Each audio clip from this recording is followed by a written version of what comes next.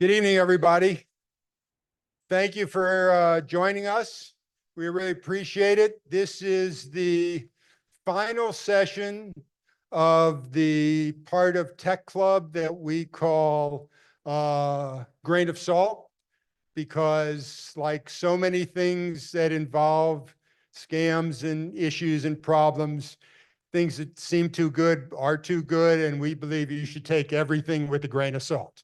So we've been through several online discussions concerning verifying information, concerning checking websites,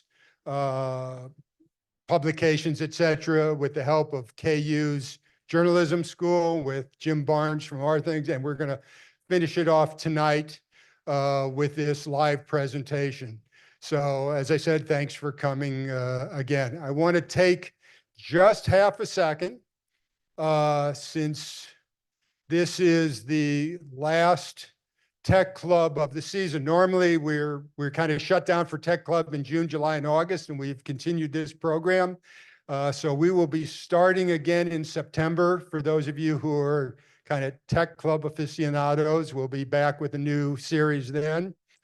And I won't be there. Well, I'll be there, but I'll be on your side of the screen, not on this side of the screen. As many of you know from the email, we have found a new visionary for the retroactive, and it will be her visions that will take you forward. Laurel Lewis is over here joining us tonight. Welcome her warmly. The biggest problem is I've been training her on things, so you'll see a lot of the same mistakes without the typos. But please, give her a little room, like you did me, to kind of get through the issues and the problems and whatever. And I'm sure you're going to have I'm sure we're all going to have a terrific direction going forward. So I don't want to take up too much time with my chit chat. So I'm going to go directly to the introductions. We are very fortunate tonight. Go right to the source.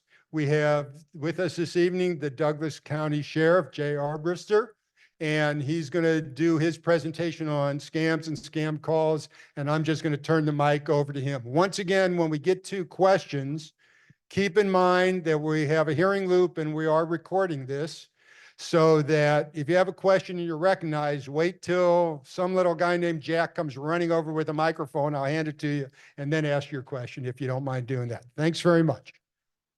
All right. Thank you very much. So like you said, my name is Jay Armbruster. I am your sheriff here in Douglas County.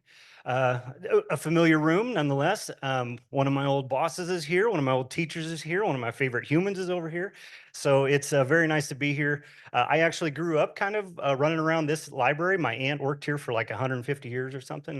When I was out of school, I'd ride with her, work with her, and I'd stamp all the overdue things, send them out to people. So I'm here tonight to talk to you about scams. So I don't want to generalize and say that, one group is getting hit with scams more than others, but it's actually true.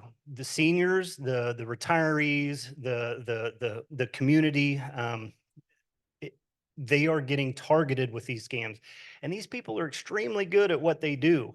So raise your hand if you've ever had a scam or had a phone call or had something. I would say, and if you don't raise your hand, it means you weren't paying attention. So we've all had it. I've even got some text messages and stuff in here that I've had on my phone. My mom just got 2 of them the other day, and she did a great thing. She actually brought her phone to me and says, I just got these 2 emails. What are they? And it said that she owed money. So we looked at it, and I showed her why it was a scam. And I was so proud of her and I told her to go tell all of her friends, that do not give your money out. So we've got several different scams that are hitting everybody. So I want to kind of go across some of those, but I also want to kind of zero in on some that are aimed more towards your retirement age folks. So this one is a screen grab off of a cell phone. And right here, it's just this box right here. And basically what it is, it's from USPS, your postal service, saying that you've got a package that they are trying to deliver and they can't get it to you. Nowadays, we're all getting packages all the time. But what they're wanting you to do is they're wanting you to click on a link down here. So here's what it's got the USPS logo. It looks legit. Don't click on it. So here's the things to look for. The number one thing is up at the top, right up here, the email address that this came from is just a bunch of gobbledygook at eflyobsizor.on something. If it's from the Postal Service, it should come from packages@usps.org.gov. It should be from something you recognize. That's not recognizable. The other thing is, and some of the other ones will show you, read them through because they'll have broken English in them. They'll just have things that you'll be like, this doesn't even pass the eye test.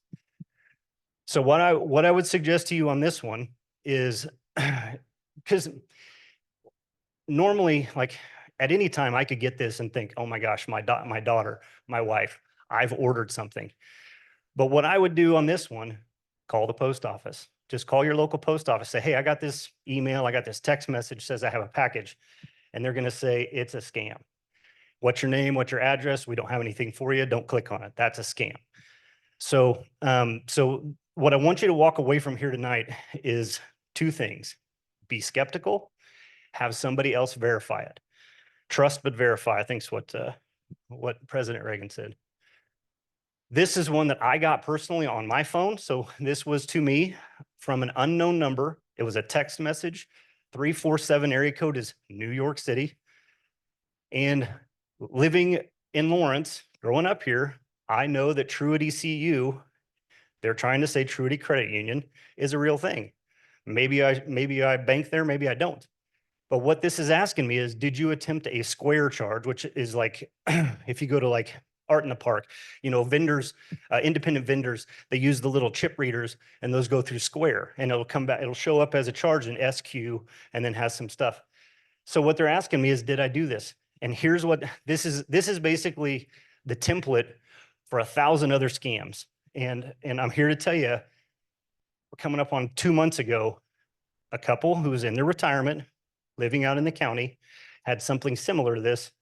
They lost $90,000, $90,000 to a $329 scam.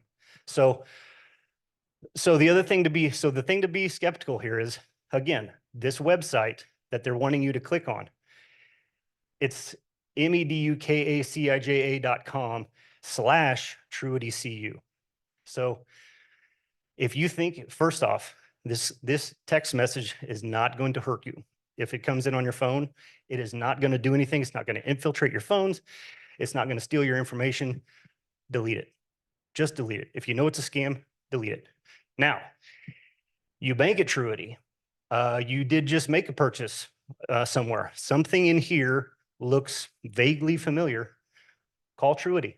Super simple. And I guarantee you, whoever answers the phone is going to answer and you're going to say, I just got a text message about a charge for you guys. And they're going to say, oh my gosh, we've had 50 people call today. Thank you for calling. Don't click on it. It's a scam. So be skeptical, have somebody else look at it, verify. So these things take, what they do is they're trying to take advantage of your good nature. They're also trying to induce panic.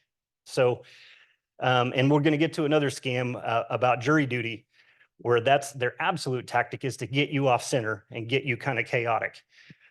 But what I'm here to tell you is that that money, once it's gone, that 90,000 of those people lost, it is gone. We are not getting it back. Even if we know these are actors out of Russia, out of Eastern Bloc countries, out of Venezuela, out of China, we have no jurisdiction as law enforcement anywhere outside of the United States borders. If your money goes to those countries, it stays in those countries. There's nothing we can do. So that's why we're trying to get out on the front end so that you don't get, don't have any loss. Because once it's gone, it's gone. There's a lot of stuff in here. Be vigilant. That's same thing as being skeptical. A law enforcement officer will never ask you to pay over the phone.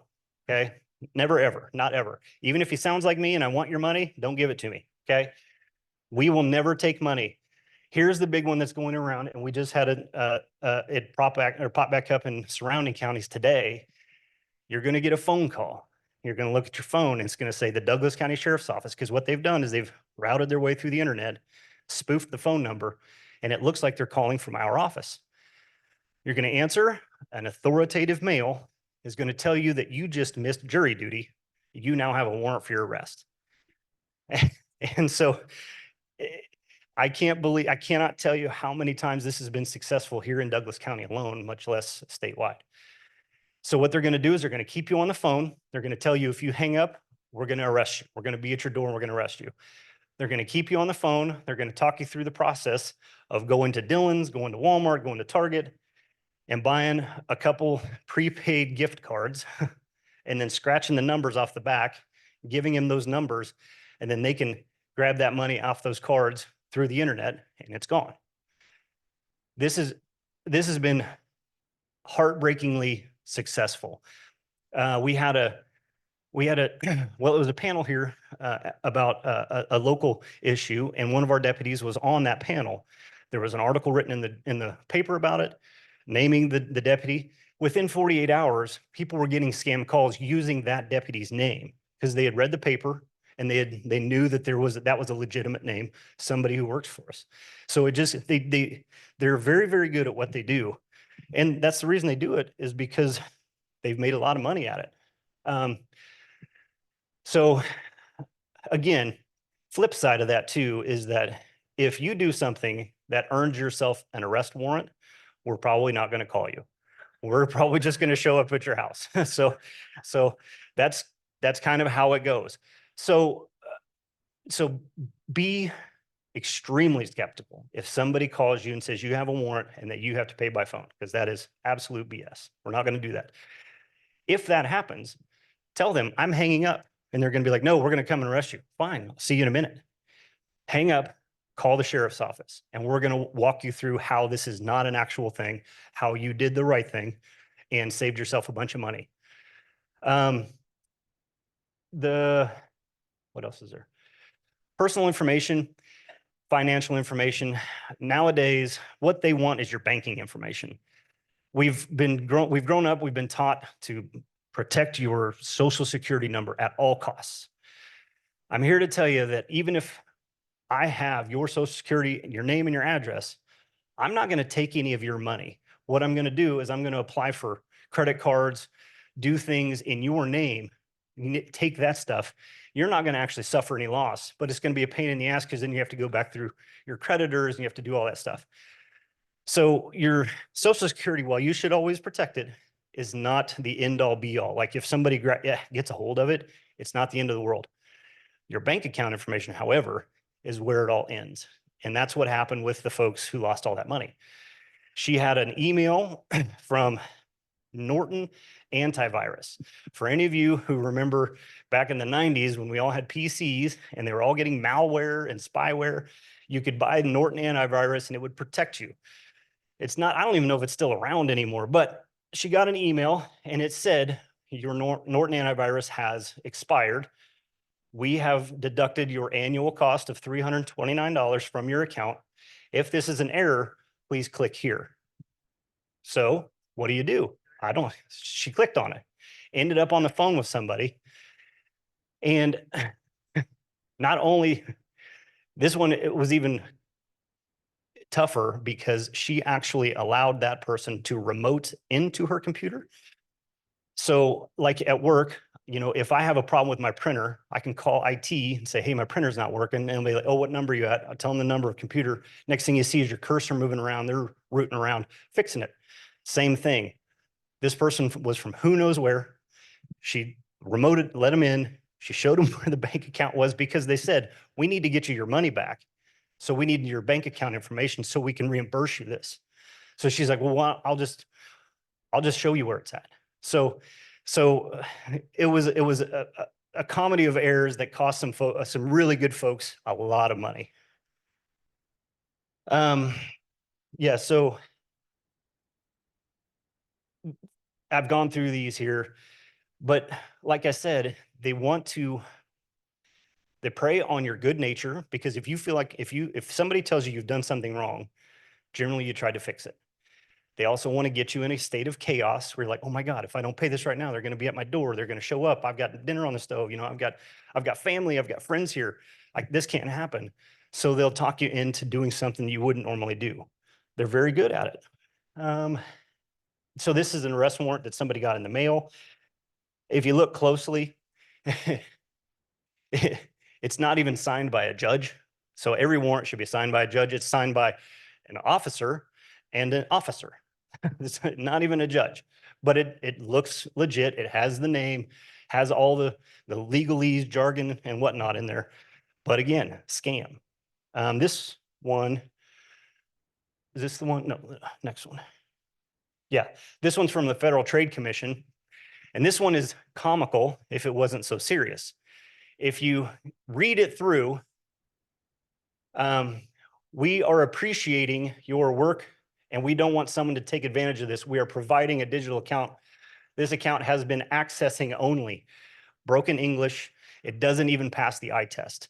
But again, it looks like it's from the Federal Trade Commission. It's signed by whoever Alvaro Bedoya is. It looks legitimate. It is not. It is a scam. So don't panic. Be skeptical. Have somebody else have a look at it. For me, so like my mom, she had me look at it. Me, I have my 19-year-old daughter look at it because she knows everything. But have somebody in your life, somebody that you trust, somebody who's good with technology or good with this kind of stuff. But if you don't, call sheriff's office. We would so much rather talk to you on the phone for 20 minutes than work with you for 2 hours, shutting your accounts down and explaining to you that your money's gone.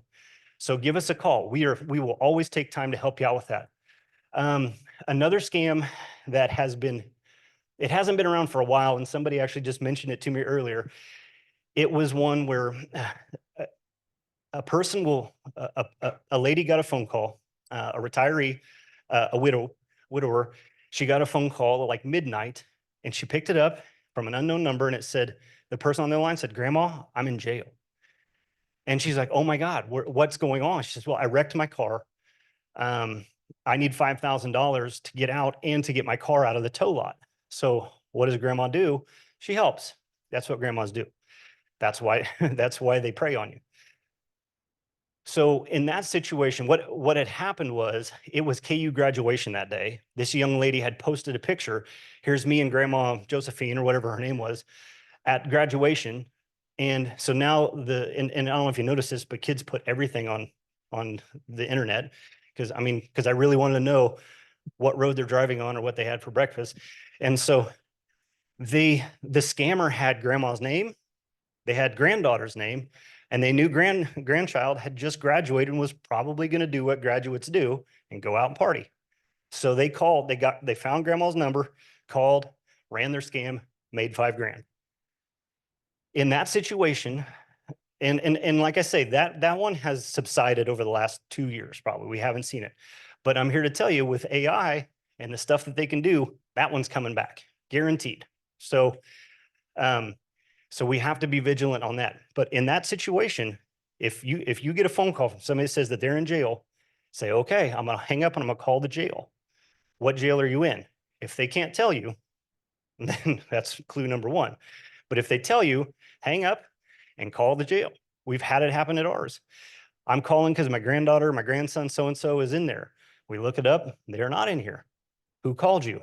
Well, they did. We haven't had anybody that's made any phone calls. So then they start working backwards and they find out that grandson, granddaughter is at home or they're out doing something else. They are not in jail. So be vigilant, be skeptical. That one is designed specifically to get you in a panic because you've got a family member that needs help. So there's, I tell this story, but let's face it, it's aimed more towards the younger crowd, but in specifically young men, because I don't know if you know this either, young boys and men are dumb, super dumb, stupid dumb. I've had this happen to me. Yeah. What you'll get, and maybe you've gotten it too, you'll get a random text message from a phone number that you do not recognize, that's not in your phone. And the one I got the other day said, "I'm running late, I'll be there in 20. Yep. So what do? Nice guy? Think you have the wrong number. Oh, hey, thank you. I'm so sorry. I thought this was so-and-so. My name is Claire. I live in Hoboken, New Jersey. What's your name? And what they do is they start a dialogue. They start talking to you. And because boys are dumb, they'll start engaging. And then they'll eventually turn to flirting. Eventually what happens, and I'm here to tell you this happens because I've had friends of mine who have called me personally that do not want to call the cops, but they want to tell me about what their son had just done and how much money it cost them. What they'll do is that person will then will find an intimate photo off of the internet, send it as if it's their own, ask for one in return. And as soon as they get that one, bam, extortion. I want $500. I want $1,500 in 2 hours. Or I'm sending this photo to everybody on your Instagram page, everybody on your Facebook, everybody, all your contacts. I want it now. And what do? What happens as soon as you give them the first 500? They need another 500. So this happens. So that's, now I'm not saying you do or don't, but if you're going to send pictures, know who you're sending them to. And if you have grandchildren or younger folks in your lives, tell them to be careful, because somebody is out there trying to take advantage of them. I think that's it. So we'll get to questions here in a second. The Kansas Attorney General's office is technically the one who investigates all scams. Like the 90,000 one, we did what we could do, and then we passed it on to them. They have the resources and the abilities that we may not have. If you have a question, you can always go to their website. They have a whole series of pages and stuff to answer questions about scams. But if you get a text message, if you get an email, something that you know is a scam, just delete it. You're welcome to call and tell us about it. We love hearing about what's going on. But honestly, if we got a phone call every time every person in this community got one of those, that's all we would do. But if it looks legitimate, or if you're thinking about that it might actually be something you need to do, feel free to call us and we will walk through it. We did this at Babcock, and when it was all over, a nice lady said, you know what, I got a letter from my my pharmacy provider, and I'm not sure it's legitimate. So she ran upstairs, ran as best she could upstairs on a dead run, got it, brought it back down. George and I sat there with our phones out and we read through it. We Googled all the things. It was legitimate. Her medical provider had a data breach, and her information had been, somehow lost, or had been at least open to people, and they were just letting her know that that's what had happened. They weren't asking her to pay anything. They weren't asking her to do anything, but it was a 3-page, 8-point font letter that I didn't even want to read, but we had to. But that's the kind of things we would so much rather do that. My father-in-law, he came to us one day and he said, I just got this letter from Medicaid, which I don't know about you, but my mom, if she gets something from Medicaid or Social Security, she pays attention. So, and they are starting to use those as well. But what had happened was there was 350,000 people that actually had their data breached through the Medicaid or Medicare system. And what it was a letter saying, your data has been breached. So what we're doing is we're buying you a 1-year insurance policy in case you have any financial loss.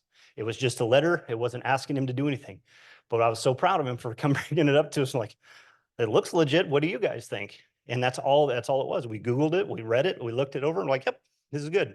So he has an insurance policy. So excuse me, sorry. Yeah, that's it.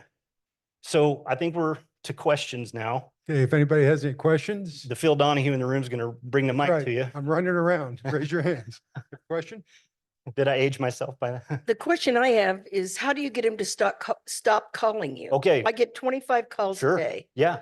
So here's what I'm going to tell you. No call lists don't work. Absolutely. They do not work. The no call list, you can call and you can go on the internet and get on 1,000 no call lists. They're still going to call. What they're doing is they're simply calling batches of numbers, starting at 000001 all the way down to 999-999. They just call every number. They send a text message to every number. There's no way to keep that from happening. Your phone has the report junk and stuff, but here's what I do nowadays. If it's somebody I don't know, if it comes from a number, I don't answer it. If it's important, they'll leave me a message. If it's somebody I do know and I don't want to talk to, if it's important, they'll leave me a message. But if it's a text message, again, read it over. And if it looks like BS, delete it. You know, that's all there is to it. So I wish I could tell you there was something you could do. I really don't know what it is. And if somebody else knows better, please let me know. Yes, ma'am. One that is legitimate, I got an email telling me that Social Security was having a new login. I did not click on the link. I went to the social, and even, I still wouldn't click on the link Yeah. because it might be a scam lookalike website, knowing that they're So really proud of doing you. this. I went to the Social Security website and they are going to change to a Social Security Yep. secure login or ID me. Sure. But I wouldn't do it through the That's- email. Yep. I would go right to the site. Yeah. and do so a good thing to do, that's the perfect thing to do, is go to the Social Security, or if you have a phone number, call them. But another simple thing to do is just simply Google it. Social Security letter, login. Okay. Google it, and then it'll show up. The first 5 research things will be like, yes, this is legitimate, or no, this is a scam. So good on you. That's gov.org, I think, and ID Me are the Yeah. two that everybody's using. Medicare, Medicaid, and Social Security are the 3 things that they are going to use, and you have to be so very careful with, because it's so important to everybody. My question is, Mhm. what is law enforcement doing Oh, to, what is law enforcement doing? what is law Sure. enforcement trying to do to disrupt the scamming? Sure. So I'll tell you what we're doing. I'm going around and I'm coming to the library. And I'm going to Babcock. I'm going to Vintage Park tomorrow. So the only thing we can really do, and I'm here to tell you, the only thing we can really do is work upstream, try to get folks to know not to fall for it, because the chances of us bringing somebody to justice, because these people are not here, and so back 8 years ago or whatever, when I was a detective, Snapchat was a big thing, big kind of new deal. Bad guys were using Snapchat because when we would go in and serve subpoenas and warrants on Snapchat, those servers are housed in Eastern Europe. Our search warrants have no jurisdiction whatsoever on those places. So therefore we could not get the information. So we're kind of in that same place right now, to where there's just, our hands are really tied, and the best thing we can do is education. So that's why I'm hoping that everybody in here tells 5 different people what. So sorry, I wish I had a better answer for you. I wish I'd tell you we're going to go arrest them all. Well, the thing is, and that was where I was talking about how they're able to call through the internet and use my phone number to make it, and so they immediately change it. They'll call back from 2 different numbers. And so once you, as my grandma would say, once you get your head in, your ass is sticking out. Once you plug one hole, a new one is created. Yeah, my grandma, she was something else. Yes, sir. I use an app called av.com, which you can use with Google, and it uses a filtering service for putting suspect mail into junk. Nice. So here's one I just got. The Office of the Commissioner of Police, Cybercrime Cell Computer Center, Police Headquarters, New Delhi, India. Ah, yes. I know. I talk to them all the time. Yeah. Yeah. No, again, it doesn't pass the eye test. It doesn't pass the smell test. So good on you for doing that. I use Gmail, and Gmail is actually pretty good about filtering that stuff through. But again, it also gives you kind of a false sense of security when one does make it through, and you're like, oh, well, it made it through Gmail's, whatever it is they do. So yeah. I have something that I signed up for a long time ago on Oh, I have a bunch Verizon of those too. that alerts me when it's suspected spam and Uh-huh. gives me a little gauge Uh-huh. that says how serious they Sure. think it is. Yeah. As soon as I see suspected spam, I just hang it up. Right. The other thing I've done in the past is if I'm not sure where a call is coming from, Right. I suspect it's probably not something I want to take, but it could be. Uh-huh. I will answer the phone, but be silent. Yeah. Don't say hello. Don't Yep. say a word. Yes. And if it's a scam, they'll hang up. Yep. So for a while there, you would get a phone call, and when you would click on it, or when you would pick it up and you would say hello, then you would hear a click. Hello, I need to speak to so-and-so. That's because they're calling multiple numbers at one time and they're only connecting to the ones who answer. So if you don't say hello, then but on the flip side of that, and I want to say the thing you have that kind of alerts you, again, it can give you a false sense of security in that. So an email or a phone call or something gets all the way to you and you're like, well, it made it through all my safeguards. It might be okay. Still be skeptical. Absolutely. So I'm a pants and or belt and suspenders kind of guy. So no risk. My son tends to, if there's something questionable, he answers the phone in Quiche. Yeah, so Quiche, it's a Mayan language. Nobody knows what he said, so they're going, huh, what? They won't talk to you. Yeah, and you see, there's a lot of great videos out there of folks messing with scammers, and those are great, but I don't have the time for it. Just don't answer. But yeah, that's hilarious. Yes, ma'am.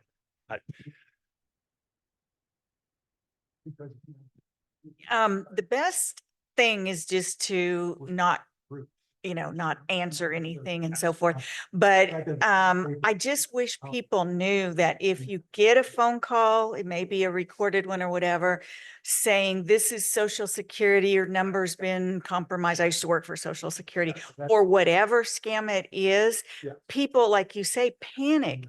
But if everyone just realized, most of the time they have not asked for you by name. No one from any agency is going to call up, not know if they even got the correct phone number, and certainly not know if the right person answered, and not verify who you are before they tell you something's wrong with your account. Yeah, I mean, they're the Social Security. They should know. It's kind of like in the 90s when it was all those the mind readers that would have their 1-900 numbers, and some comedians like, well, if they're that good, shouldn't I just think about it and they should call me? But yeah, Social Security, they should be able to say, are so and so, and your last four are this. They should, yeah, absolutely, or they should be able to provide it upon request. Yes, ma'am. I subscribe to 4 different newsletters, one from the FTC, one from Scamicide, one from Krebs on Security, and one from I don't know. And so I'm getting emails all the time. I'm not emails, I'm getting newsletters that are telling me what the current things are to do. And right now with AI, you should not have your name, oh, hi, this is Mary, leave a message. You should just have it go to a computer, because AI only needs 20 seconds or 30 seconds, and they can poof your note. That's perfect. I mentioned AI. So your county clerk, Jamie Shu, he went to a training and came back and told me this story, that they were all county clerks and they had one of them read just a passage from a book or a little quick paragraph. An hour later, they came back in utilizing AI. They created a phone call that could go out to every voter. And all it said was, polling places are closed tomorrow. Love, Jamie Shu, or whatever that guy's name was. And it was in his voice. So they were able to create a message, craft a message to keep, and so that's the level to which AI is getting, and it's only going to get better or worse, however you want to look at it. So yeah, great. Thank you. Does it really help to report the fraud to the Federal Trade Commission? I think I went through trying to do that once, and you don't hear anything back, and you wonder, does it really do it any good? No. Here and why I say that is there is so much happening all the time. They are so similar. Just like this scam call, AG's office, FBI, all the DOJ, they have all tried to investigate this because we know this is coming from within the United States. You can tell by their voice. They sound like they're from probably South Texas. It's kind of an authoritative, not deep Southern drawl, but it's Southern, and they're authoritative males. And you can tell that they are from around here. They have a very good articulate language. They have tried everything to try to figure it out, and these guys are one step ahead of them. And so the FTC on a grand scale is just inundated with all of this stuff. But the caveat to that is if you get something that is more than just somebody's phone number they called from, the email address they called from. If you get some sort of crumb of evidence or crumb that you think could actually lead to them, absolutely call. That's what they need. They need something. Some scammer slips up and gives their last name or something, or where they're from. Stuff like that is super helpful. But as far as just reporting that I got a scam phone call, I got a scam email, it's really probably not it's just going to waste both your times, really. I mean, let's just be honest about it. So. Okay, any other questions from the membership? Yep. Jay, do you have any general advice for those of us who still have landlines, Yeah. answering machines Yes. No, with our friendly names? yeah. Well, take your friendly name off of it. Okey-doke. Yeah. Well, I mean, hold on to it because it's going to be, the museums are going to need them at some point here very soon. But I actually think it's probably advantageous in this where all they can do is call and you cannot transmit anything other than what you tell them over a landline. So I would say that it's probably even a little bit safer, but then now I say that and then something's going to go terribly wrong and you're going to tell me I owe you money now. But I would say that you're probably even a little bit better off. My mom still has her landline and every time it rings, my kids are like, what in the hell is that? Like the clampets when the front door would go off. So, but it's probably a little bit just another level of safety. So if you feel safe using it for business stuff and that kind of stuff, I'd say go ahead. You're going to be the only level of safety of what goes out. So, and I like my odds in that situation. So. Any further questions here? Okay, I'm going to Justin, let Justin ask me a question. Okay. You got a Sure. question about scams?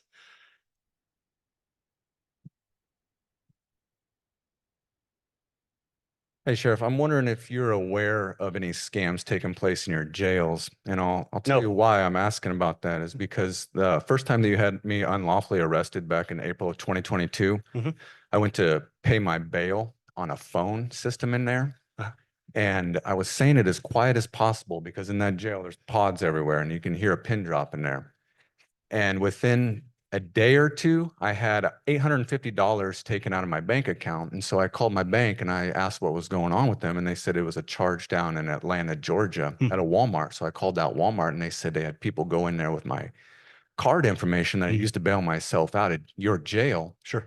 And bought 2 gift cards totaling $850. I got that money back from my bank, but I'm just wondering if that's an issue in your jail because in the second time that you had me unlawfully arrested back on May 1st of this year, Yeah, I wasn't remember going to pay on that card because I know that something's not secure in that jail. You still have that same card? It don't matter, man. Okay. I'm just saying that there's something going on in that jail. And I heard you quick right away say no, that there's no issue, but I'm telling you there's something Well, going I on guess there, my man. question to you would be, did you report that to us? Because Wasn't that's so the first bad, was it? That was a legitimate question. Yeah, I appreciate it, Justin. That's the first I've heard of it. And so I have not heard this before. If it is, that's something that we use a third-party vendor for that. And so anytime any information is given over the phone, there is always, and humans are involved, there is a potential for misuse. I had the same thing happen to me, but it wasn't after I hadn't been arrested. But what had happened was I had a charge at a Belk store, which is like a Macy's or a Jones store in North Carolina. And it was for there was 2 charges. One was for $2.50. And the next one was for $600. And that's what they do is if they use a card for a tiny amount and then it works, they hit you with a big one. I called out there, they pulled the surveillance. The gentleman in the back has a question. They pulled the surveillance and they looked and you can watch the register. And this guy walks up and he lays out 6 bright white credit cards, no insignias on them. And the lady behind the counter swiped one, it declined it, swiped one, it declined it, swiped one, declined it. Then one of them hit. And then he made a bigger purchase with that exact same blank card. That card he had ghosted somehow, got my number and ghosted it onto another card and used it in North Carolina. So that has happened. Again, as they said, your bank will reimburse you that money because that is a fraudulent charge, but it is a pain in the ass to go through that. So yeah, that's tough. Yes, sir. Jay, is this, I'm sorry, that's loud. That's all right. Is this PowerPoint available online somewhere through the sheriff's department where we can make that available? Local media can make that available? And then my Yeah. only follow-up to that is I sincerely appreciate what you just did in helping the library avoid another lawsuit. Absolutely. So no. can I just answer part of that? Yeah. This recording, this entire session will be recorded and it'll be on the library YouTube channel, which is available to the public from the library, lplks.org. And then your call, whether Yeah, you want and to so pass on the slide. we have a few handouts with some phone numbers, but we'll gladly, if you want it, we'll give it. We just don't have it public facing, but we can. So does anybody have anything else? Okay. Okay. I really appreciate you coming out. I was expecting 2 or 3 folks, but I got to see, this is fantastic. But if you can just go and tell one other person about what we talked about tonight, that's huge. But again, just remember, call us, call Lawrence PD, call whomever. If you're in Baldwin, call Baldwin. If you live in Franklin County, call them. Let somebody else have a look at whatever you think might be questionable. But other than that, I really appreciate you coming out and spending your Thursday evening with me. And so thank you very much, y'all. Okay, let's thank the sheriff. We appreciate it. Thank you very much. Really appreciate the time. I will note one thing that came up, and I'm just going to refer to an earlier session we had with some of the verification people that we talked to from KU. One of the things on the email that came up that they said, click on this, and it said gobbledygook / something credit union, whatever the credit. Truity CU. If it says Truity CU after the slash, if it was Truity, it would say Truity CU / whatever department it was. So if it doesn't start with the place you're looking for, that's a clear sign as well. Your email address would be customerservice@truitycu.com/ Oh, this other gobbledygook, yeah, whatever it is. So that's just, I'm just repeating that from an earlier session. .on is something else. That means that they originated outside of the country. Okay. All right. So we're gonna call it a night call it a night now, and appreciate all of you coming here. We'll see you in September for the next Tech Club, or we'll see you for the next event here whenever, whichever new event you're coming to. I think we have coffee next week. We have Sundowner the following, whatever that is. So thank you all for coming. We'll see you later.